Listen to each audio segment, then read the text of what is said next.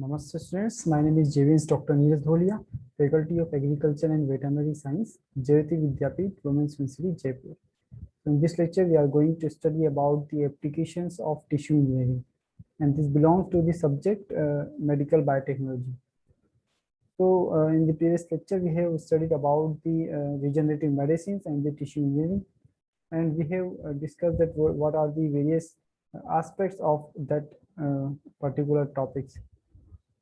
Then we have discussed the various applications of the biomedical engineering. So the applications of the biomedical engineering, some are the overlapping with the applications of the tissue engineering.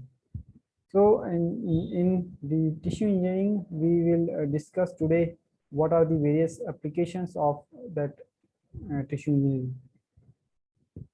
So in the tissue engineering, we use various things. For example, we use the stem cells, we use the biomaterial scaffold, and we use some growth factors and other reagents. So the applications of the tissue engineering are many. Some of that are the skin transplantation or skin regeneration. The kidney transplantation is there, liver transplantation there.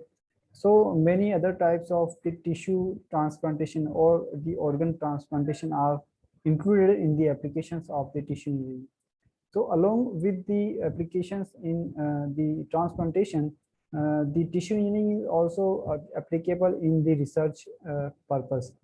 So the different models have been generated or can be generated to study for the study purpose or the research purpose. So let's start the applications of the tissue engineering one by one. So first of all, the regeneration of kidney. So for that, we utilizes the kidney scaffold because the tissues are should be grown in a specific morphology and structure. So that's why we use the scaffold. Scaffold is also necessary for the support of the cell to grow, and the hormones and the respective stimulant or the growth factors are can be employed either in the scaffold or using directly. So the epithelial cells and the endothelial cells from the patient is isolated, and they are grown on the kidney scaffold. Then the ability to regenerate a new kidney is a leap forward in the overcoming and problems of donor organ shortage. So this suffers from the problem that the patient which you are transplanting with the engineered tissue may not be in condition that it can provide the cells for the artificial culture or in the lab culture. So the immunity of the human, the patient is also matters. If it is immunocompromised or very weak, so it may have some difficulties, but it is applicable and it is useful in the tissue engineering. Next is the implantation of the human liver. So the implantation of the engineered human liver into the mice can make the drug interactions similar to that happens in the human system. So after implanting the engineered tissue of the liver in the mice, we can get the toxicity specific results and the responses which are species specific can be understood using these types of the transplantation. Okay, so next of the application is the bone tissue engineering. So because the application of tissue engineering have been helpful in overcoming the problems of any damaged tissue. Okay, so in many diseases when the tissue is not able to make or to regenerate itself, we use this technique or this method. So bone tissue engineering is one of them. So in the bones are Basically, they are composed of the collagen, and they have the property to regenerate and repair in response to an injury. Okay, so the requirement of bone graft takes place during large bone defects and occurring after trauma, infection, and tumor resection of the skeleton abnormalities. So the requirement is to obtain an ideal scaffold for the bone tissue regeneration is also some tricky, and the researchers have able to develop the 3D porous scaffolds with similar composition of the bone for the better compatibility with the biomaterials or the biomolecules.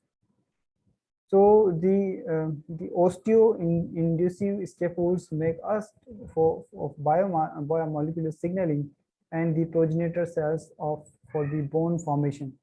So in the bone defect models, the nanoparticles designed for the release of the osteogenic factors showed the increased in vitro and in vivo osteogenic differentiation. So next of the application of the tissue engineering is the cartilage tissue engineering. So what is the cartilage? It is a connective tissue found in some part of the body, such as in the elbows, the knees, and ankles. So like the bone tissue engineering, the challenges also lies with the cartilage tissue engineering. Several scaffolds have been used for the cartilage repair, but the most relevant are the synthetic scaffold like the polyurethane and PEG, and the yes, PEG is the polyethylene glycol. Okay, so it is elastin based polymer, and the cartilage is composed of chondrocytes. So it is an ideal donor cell type for the cartilage repair. Okay, so however, they are difficult to obtain and require the invasive techniques. So therefore, the stem cells, particularly the mesenchymal stem cells collected from the different sources, such as the adipose tissue or the bone marrow, have been used as the alternative source. So they can be easily cultured in vitro, and they have the ability to proliferate and differentiate towards the osteogenic and the adipogenic lineages. So apart from the bone and cartilage tissue, for some other parts and the tissue engineering, like the cardiac tissue engineering, the pancreas tissue engineering, and the vascular tissue engineering are also possible to utilize this in regenerative medicine or the tissue engineering. So in the research, the various models can be developed using the tissue engineering. So creation of the in vitro human models for tissue engineering is the another application to analyze the role of different chemical, different drugs, and their properties can be checked. The mechanical property, their physical property can be checked after synthesizing the artificial or the in vitro human models. So it is applicable in various diseases, such as it is applicable in the diabetes, or in the atherosclerosis, or in the cancer. Okay, so to recreate the process of tumor progression, and accurate modeling of tumor microenvironment is required. So this is possible through 3D culture, and that can provide the microenvironmental conditions that control the tumorigenesis. So 3D cultures are based on combining the cells, scaffolds, and the biomolecules. So both the natural and the synthetic biomaterials have been used to model the cancer. The various models have been developed, and with the utilization of the various cancer cells and the scaffolds and the biomolecules.